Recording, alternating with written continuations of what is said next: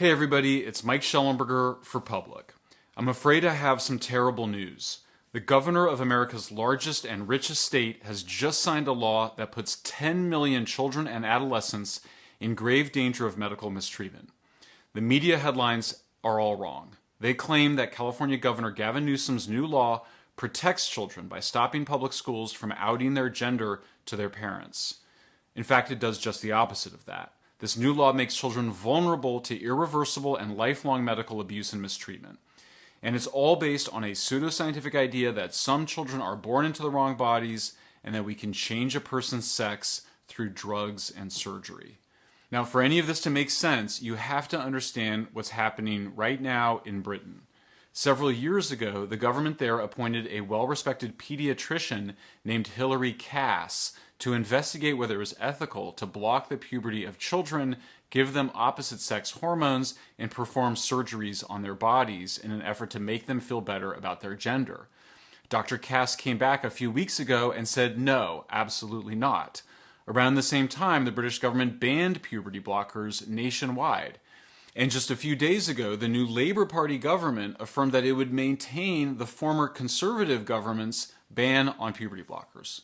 In her report, Cass said that so-called social transition, where a child adopts the identity of the opposite sex, is not a neutral act and has psychological consequences. In fact, it's the first step towards medical intervention.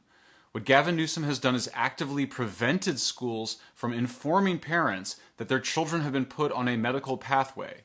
This is an outrageous attack on both the rights of the children and the parents.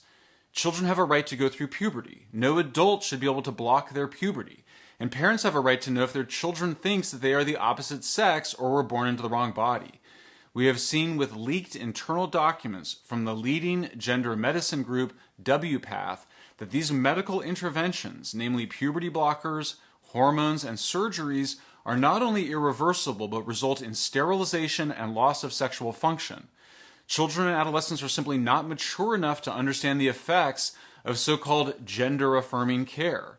They cannot, in other words, give their informed consent. The new law that Gavin Newsom just signed creates the grave risk that activist teachers, students, and outside groups will convince children that they were born into the wrong body and then hide their social transition from parents, which will lead to these harmful medical mistreatments. As such, the law that was passed is the opposite of what both children and their parents need. We need schools to immediately warn parents if their children think they are the opposite sex. After all, this is a diagnosable psychiatric condition known as gender dysphoria. And if your child has a psychiatric disorder, whether it's anxiety, depression, an eating disorder, or gender dysphoria, you as a parent have a right to know. And schools must stop teaching children or allowing other people to teach children this pseudoscientific and dehumanizing ideas that it's possible to be born in the wrong body and that it's possible to change one's sex. It's not. As such, either the legislature, the courts, or a ballot initiative in California is required to nullify this law. Until then, it's important to spread the word to parents that California public schools are fundamentally unsafe for the millions of children who currently attend them.